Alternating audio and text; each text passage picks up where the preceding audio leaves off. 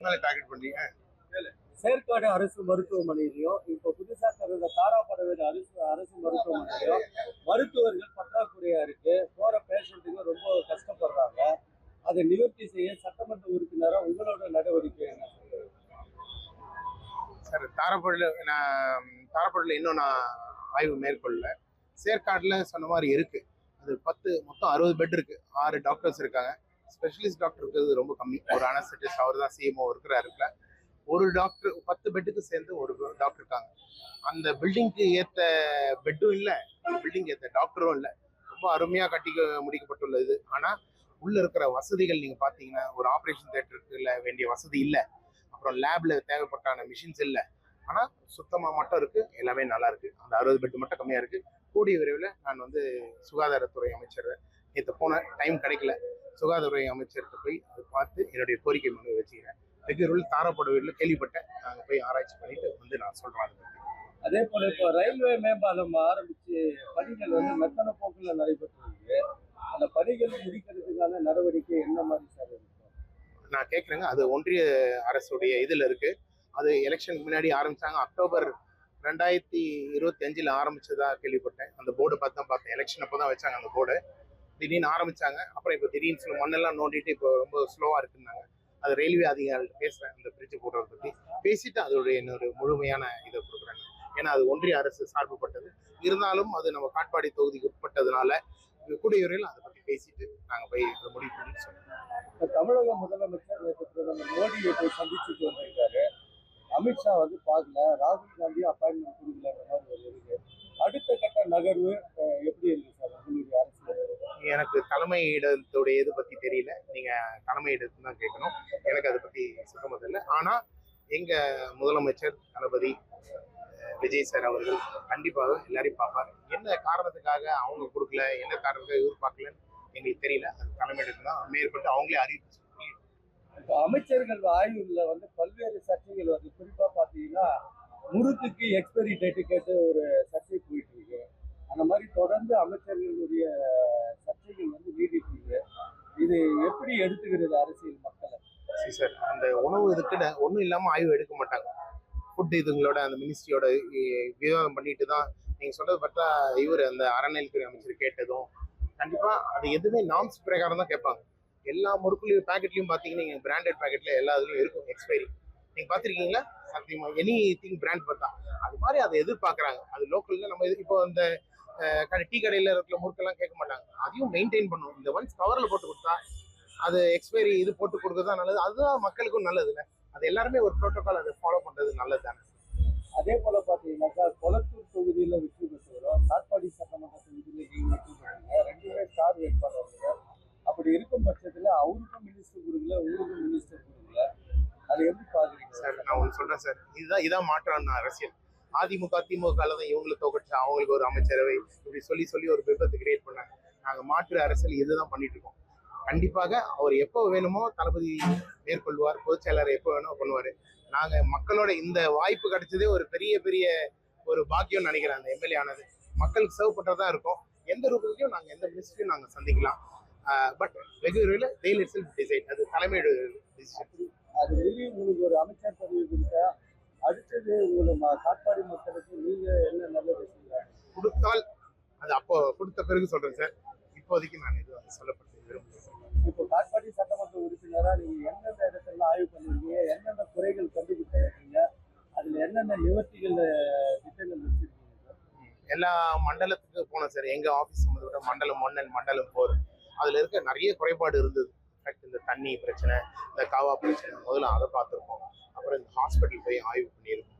Main பேசிக் இதுதான். இந்த தண்ணி, இந்த ரோடு, அந்த இதெல்லாம் இதை பார்த்து அந்தந்த அதிகாரிகிட்ட நேரடியாக பேசியிருக்கோம். ஒவ்வொரு தடவை தாசில்தார்ட்ட அந்த டாஸ்மாக் சம்பந்தப்பட்ட தாசில்தார்ட்ட பேசிட்டு இருக்கோம். நேற்று கூட தினகரன் பேப்பர்ல அந்த மணல் பத்தி போட்டிருந்தாங்க.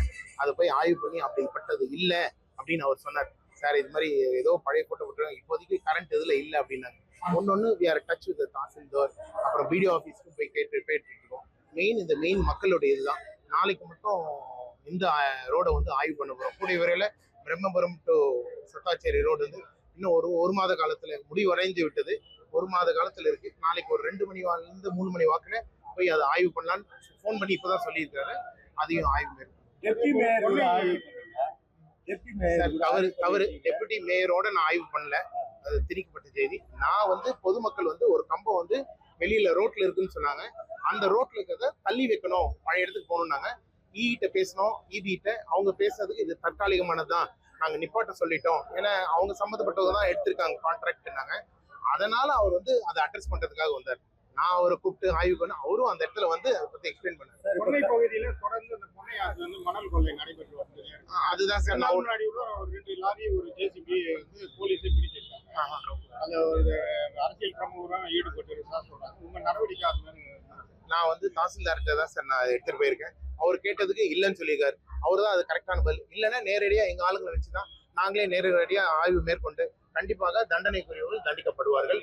அது மேற்கொண்டு ஒரு கோரிக்கை வச்சுங்க. நான் எம்எல்ஏ விட்டேன்னா போக்குவரத்து குறித்து நான் உடனடியாக நான் சரி செய்வேன். நீங்க இது குறித்து மாவட்ட ஆட்சியர் இடத்துல மாவட்ட கண்காணிப்பாளர் இடத்துல ஏதாவது ஆலோசனை கண்டிப்பா சார். ஃபர்ஸ்ட் எடுத்தோடனே மாவட்ட ஆட்சித்தலைவர்கிட்ட தான் பேசினேன். மாவட்ட எஸ்பிடிஎஸ் கூட சொன்னேன். காலையில 7ல இருந்து 10 மணிக்கு வண்டி உள்ள வரக்கூடாது, நம்பர் 1 ஃபர்ஸ்ட் அது சொன்னது. அப்புறம் அந்த போலீஸ் அந்த இடத்துல பீட்ல இருக்கணும்னு சொன்னாங்க. அப்படியும் 1ல இருந்து அந்த லஞ்ச்ல விட்டுட்டு இருக்காங்க. கொஞ்சம் டிராபிக் சிக்னல் போலீஸ் கொஞ்சம் கம்மியா இருக்குன்னு சொன்னாங்க. லாரி எல்லாம் சித்தூர் ஹைவேல இருக்கிற அங்கேயே திருப்ப சொல்லியிருக்கோம். அப்புறம் இதோடைய நடவடிக்கை, இதுக்கு என்ன மேம்பாலம் கட்டலான்ட்டு நம்மளுடைய பிடபிள்யூடி ஹைவேஸ் உடைய கிட்ட பேசி தனசேகர் சார்கிட்ட பேசியிருக்கோம். பேசி முடிச்சுட்டு அவர் அந்த பிளான் காமிச்சார், இது பண்ணா என்ன பண்ண முடியும் அப்படின்ட்டு. பிரிட்ஜ், ரயில்வே பிரிட்ஜ்ல இருந்து அந்த பாலார் வரையும் போடணும்னா ஒரு குட்ட ரஃப்லி எஸ்டிமேஷன் சுமாரா ஒரு 620 கோடி செலவாகும். அது இல்லாம லேண்ட் அக்விசிஷன் பண்ணோம்னா ஒரு 100 கோடியில இருந்து ஒரு 200 கோடி ஆகும். இது பேசிக்கா ஒரு 1 இயர் ஆகும். அதை நம்ம மேற்கொண்டு மேல எடுத்துட்டு போய் சொல்லணும். அந்த இதுக்காக தான் நான் போய் பார்க்கணுன்றதுக்காக இருக்கோம். முதலமைச்சரும் இல்லை, நம்ம சம்மந்தப்பட்ட ரயில்வே போக்குவரத்துக்கு என்ன முடியும் சார். இப்போ தீர்வுக்கு இப்போ டிராபிக் கம்மி பண்றது, டைவர்ட் பண்றதுக்கு தான் சார். டிராபிக் லாரி தான், இதுதான் தற்சமயம் பண்ண முடியும். இதுக்கு நிரந்தர தீர்வு பண்ணணும்னா அந்த இதுதான், அதுக்குரிய நடவடிக்கை டேக் 2 to 3 years. அது சார். அதே போல காட்பாடி தனியார் பேருந்து எல்லாமே ரயில்வே ஸ்டேஷனோட திரும்புறாங்க. ரயில்வே அரசு பேருந்து மட்டும்தான் வெளிமலை வரலும் வெளிமலை கூட்டு வரலும் 2 ஸ்டாப்பிங் இருக்குங்க பிரிட்ஜுக்கு அந்த பக்கம் சார். 2-3 நாளுக்கு முன்னாடி வாட்ஸ்அப்ல போட்டு ஒரு பப்ளிக் அனுப்பிச்சிருந்தாங்க. உடனே சம்பந்தப்பட்ட ஒரு தனியார் பேருந்து ஓட்டுநர் போட்டாச்சு. நான் ஒரு மெசேஜ் அடிச்சு அந்த குரூப்புக்கு போட சொன்னேன். அவங்களும் அதை போட்டு உடனே கால் பண்ணி இனிமேல் பண்ண மாட்டேனாங்க அப்படின்னு தான் சொல்லுங்கன்னு சொன்னாங்க. கண்டிப்பா அந்த ரூட் வரையும் போகணும்னு சொன்னாங்க. அது மட்டும் இல்ல, எல்லா பஸ்ஸும் 1ஆம் நம்பரும் 2ஆம் நம்பர் பஸ்ஸும் கண்டிப்பாக உள்ள காந்தி நகருக்குள்ள போகணும். அதுவும் கலெக்டர் மூலியமா சொல்லியாச்சு, எஸ்பிடியும் சொல்லியாச்சு, இவங்கள்ட்டையும் சொல்லியாச்சு. ஏதாவது இருந்தா நீங்க சொல்லுங்க. ட்ரெயின் வர நேரத்தை பார்த்து வளர்த்திடுறாங்க சார். அதுதான் மெயின் இதுவா இருக்கு. ட்ரெயின் வரப்போ எங்க பார்த்து வளைக்கிறாங்க? அதிகமா பிரிட்ஜ் மேல ட்ரெயின் வருது, கிரௌட் அதிகமா பஸ் ஏறதுக்கு நிக்கிறாங்கன்னா திக போற பஸ் அப்படியே வளர்த்திடுறாங்க சார். அவங்க சொல்ற ஒரு அவங்க பண்ணக்கூடாது. அவங்க சொல்ற ஒரே இது, முகூர்த்த டைம்லயும் அந்த பௌர்ணமி டைம்லயும் ரொம்ப கூட்டமா இருக்கு, அதனால பண்ணுனாங்க. பட் இருந்தாலும் பண்ணக்கூடாது. நீங்க நேரடியா போயிட்டு காட்பாடி போயிட்டு திரும்பிட்டு வரணும்னு சொல்லியிருக்கோம் சார். சார், அப்புறம் மாநகராட்சி சார்பா நிறைய பூங்காக்கள் டோலப்பட்டு இப்போ மூடி பாடணிஞ்சு கிடக்கு. அதை எதனா புனரமைச்சு சார் கூடிய விரைவில் கண்டிப்பா சார் எங்கெங்க பூங்காக்கள் இருக்கு அந்தந்த சிஸ்டம்ல அந்தந்த இப்போ காந்தி நகர்ல எங்க இருக்கோ அது மூடி இருந்தா அதெல்லாம் கூடிய விரைவில் சரி செய்யப்படும். 100% நாங்க கமிஷனர்ட்டையும் சொல்லியிருக்கோம். கூடிய விரைவில் பேஸ் ஆஃப் பொலிட்டிக்கல்ல கவுன்சிலர்கள் தான் மெயின் பேஸ். இப்போ நீங்க தாவேக்கால இருக்கீங்க, கவுன்சிலர்கள் நிறைய பேர் திமுக இருக்காங்க. உங்களுடைய இதுக்கு எல்லாம் ஒத்துழைக்கிறாங்களா? இதுவரையும் எனக்கு தெரிஞ்சு அது மாதிரி ஆகல சார். மார்ச் மாசம் வரையும் எலெக்ஷன் இருக்கு, இன்னும் மார்ச் மாசம் வரையும் தான் இருக்கு. அது போக பார்க்கலாம். இதுவரையும் அது மாதிரி பிரச்சனை இல்லை. நாங்க நேரடியா எங்க தாவக்கா நிர்வாகிகள் ஏதாவது பிரச்சனை நேரா மண்டலத்துக்கு போய் அணுகுறாங்க. மின் துண்டிப்புக்கு எதனா தீர்வு சார் அது பசங்க இப்போ காத்து அடிச்சதுனால அது கூட சரி பண்ணிட்டு இருக்காங்க. நல்ல ஜாப் தான் பண்ணிட்டு இருக்கு நினைக்கிறேன்.